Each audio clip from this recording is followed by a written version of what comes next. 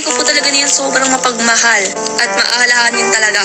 Siguro kung papipilian man ako ng ate sa mundo, siya pa rin yung pipiliin ko talaga. At kahit siguro magkaanak na siya, kasama pa rin ako sa kanya. Alam niyo ba, nalulungkot ako? Kasi tuwing titingnan ko si ate, paano kaya pag nagkaanak mo si ate, diba? Sabi ko sa sarili ko, paano ako pag nagkaanak ko si ate? Nung napanood ko yung video ni Elaine na to, sobrang grabe. Iyak ako ng iyak.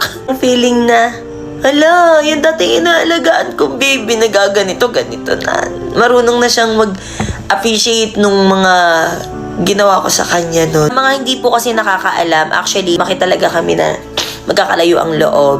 Pero bukod tangi si Elaine talaga, sa akin lumaki yan. Do lahat sila inalagaan ko, lahat sila talagang atis girl, lahat sila.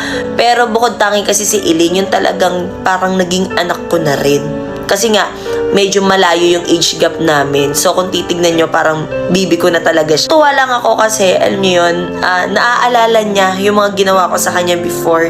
Na para sa akin, ginawa ko yun kasi mahal ko siya. Na-appreciate niya pala yung mga ganong bagay na, that time kasi wala si mama at si papa. So, ako talaga yung naging guardian talaga niya. Ang dami namin pinagdaanan noon na talagang mahirap din. Hindi lang basta kapatid kasi ang turing ko sa kanila, which is parang mga anak na rin. Every time na sasabihin ko sa kanila ni Adrian na si ate, kailangan na ni ate magkaroon ng sariling pamilya. Lagi nilang sinasabi sa akin na sasama sila sa akin. So parang iniisip ko, baka biro lang nila yun. Alas nagkakaroon kami ng seryosong usapan, tapos sinasabi ko na anytime pwede nang magkaroon ng sariling pamilya si ate. Tapos naiiyak sila, lalo na si Elaine, kasi sinasabi nila sasama daw sila sa akin. Laging sinasabi sa akin ni Elaine na, ate, gusto kong bumawi sa'yo. Gusto nung kitang alagaan. Sabi ko, kaya ko naman yung sarili ko.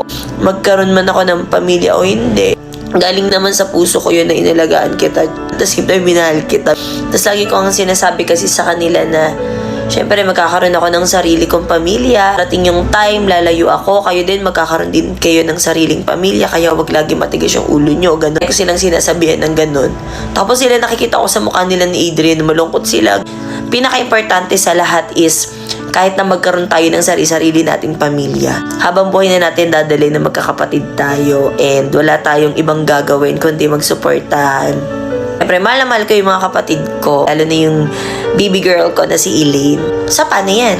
Hindi ako mag-aasawa. Habang buhay ako magbabantay sa'yo! Pero kidding aside, sinasabi ko naman lagi sa mga kapatid ko, nandito lang lagi si ate. No matter what. Kahit tumanda na tayo, kahit kumulubot na yung balat natin, one call away lang si ate, lagi nandito. Wag na, hindi na ako mag-aasawa. Magsama-sama na tayo habang buhay!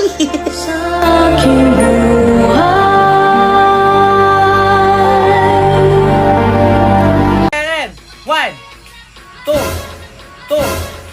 Ano ba yan? 5, 6, 7, 8, and 1, 2, 3. Ano ba yan? Sila ate naman! Para naman tumakar pa ulit-ulit eh. 1, 2, 3, 4, 5, 6. Ano ba naman yan kayo? Gastama kayo ng gasta. Ano ba kasi yun?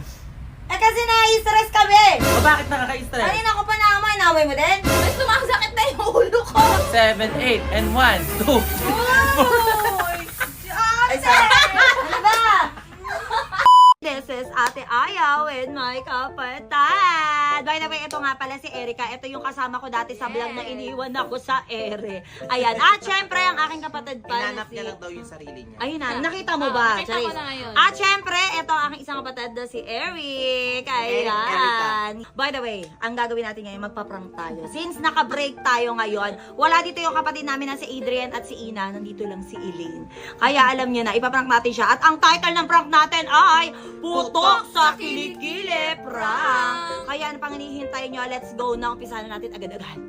A few moments later. Ito yung gagawin nyo ha. Napanood ko lang din kasi ito sa TikTok. Ayan o. Ay, tignan sama nyo. natin si Elaine. Ayan. Den! Oo, then. Hoy, ikaw naman One, tulog ka naman ng tulog. 2, 3, and 4. Eh, ganito yung unang gagawin. Hindi mo kasi nakita eh. Oh, ganito unang gagawin. May bilang yan. Oo. Oh. Oo. Oh.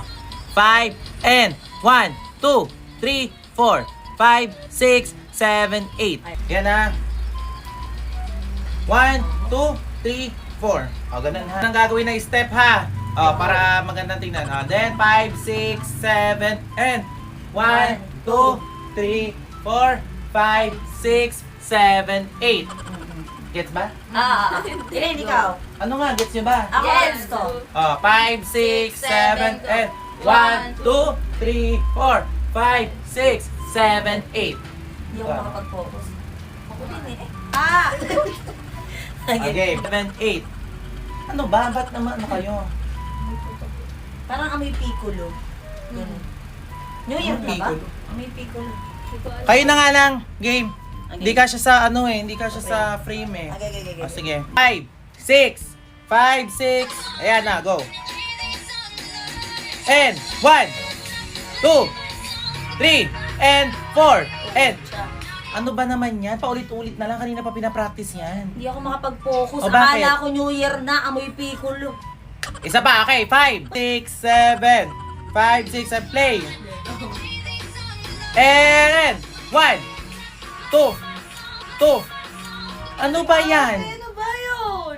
Wala. Ang lamig sa akin. O, isa pa. 5, tayo. 6, 5, 6, 5, 6. Play na ng music. 5, 6, 7, and 1, 2, 2. Ate! Ano ba naman yan? Ano ba yun?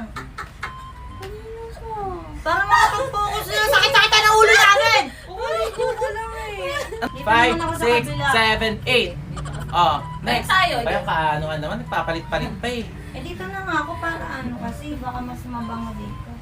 Okay, 5, 6. Oh, next step. 5, 6, 7, and 1, 2, 3, and 4. Atas sa kamay.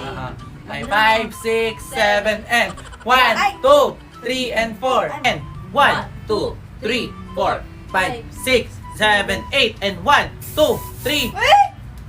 Ano ba yan? Sila ate naman! Para naman tumakar pa ulit-ulit eh. Eh, para nakapag ano na tayo. Hindi tayo makapag-ano ng maayos, makapasaya. Para dire-diretso na.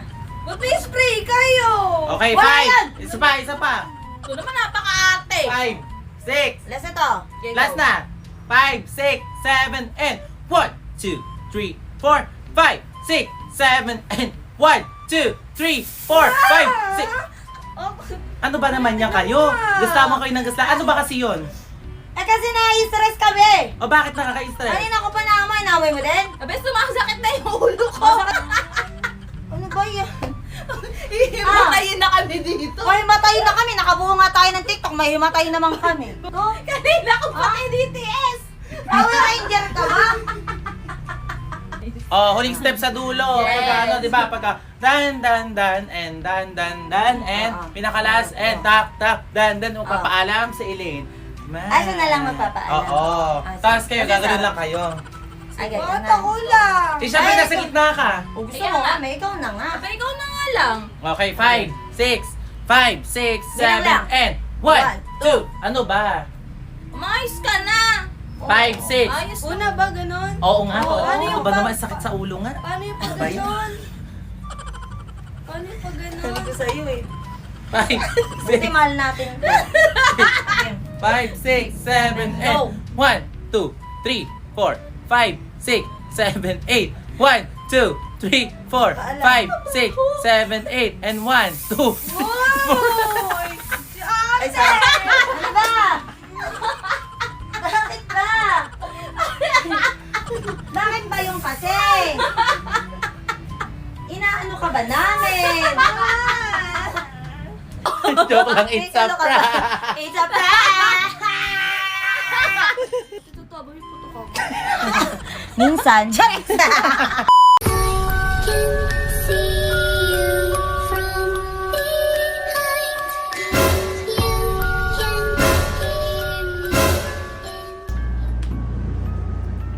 Wala kang signal. Ayan, yan. O, nasaan kayo? Magpapasama ako.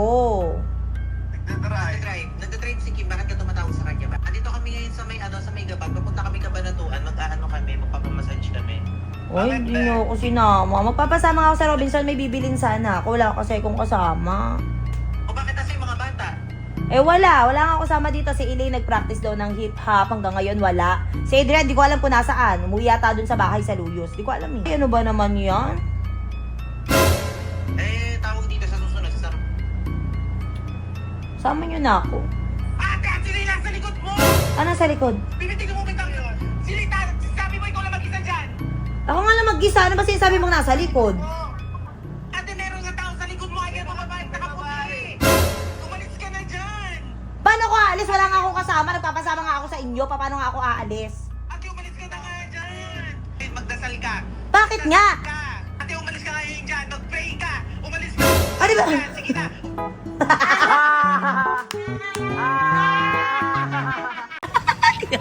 Ito yung video na ayaw na Adrian na naririnig niya na pinapanood namin. Sa totoo lang, magaling naman talaga kumanta yung kapatid ko kahit bata pa lang siya. Panoorin nyo to.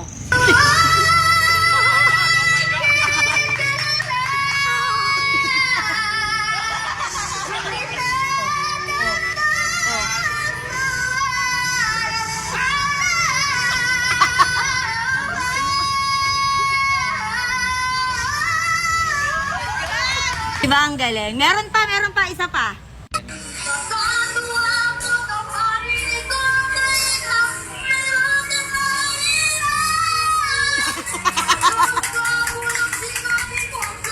Nakating pa yan.